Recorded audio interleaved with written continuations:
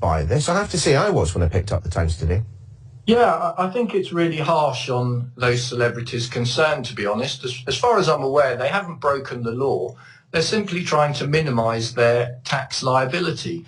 And considering people with criminal records have gone on to get Queen's honours, I think it's even tougher on them. There was a lady called Justice Williams who received an MBE back in 2010, and she'd been to prison for theft. So let's put all this into context. What have they done that's illegal at this stage?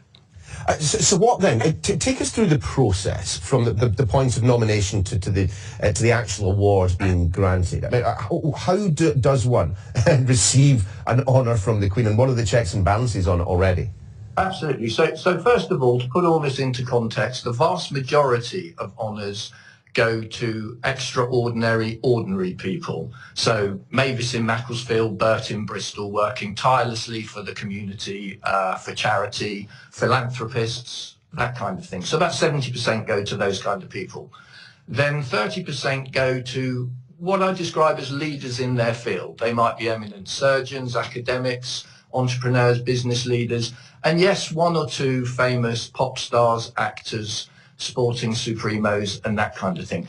So let's remember, this is about ordinary people at the end of the day, and we're talking about a very small number of people. Anyone can make a nomination. You simply complete the nomination form, send it off to the Honours and Appointments Secretariat, which is at the Cabinet Office in London, and that nomination will go to one of 9 specialist subcommittees.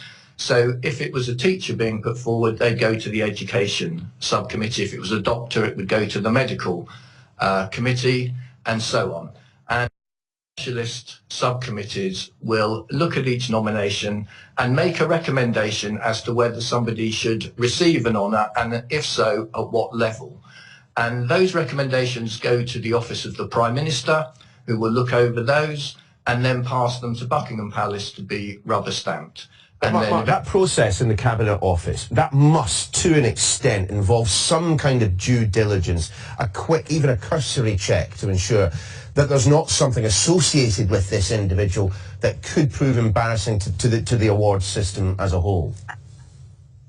Absolutely, yeah, and most, if not all, recommended people will be sent to HMRC, for example, who will report back, I assume, on their tax position.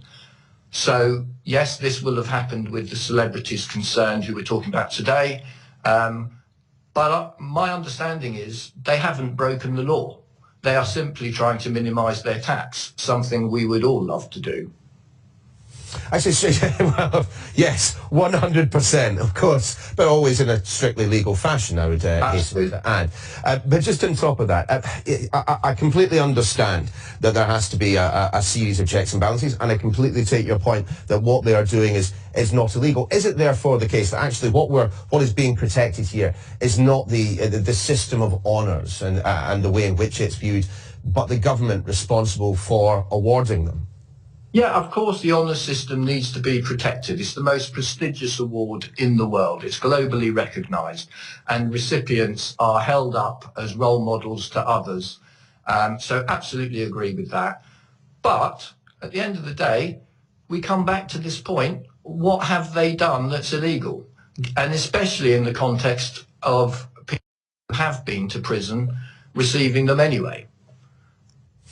Mark, separate to this discussion about HMRC, I'm just asking, just generally, if someone fancied getting a knighthood somewhere down the line, how might he or she best go about that?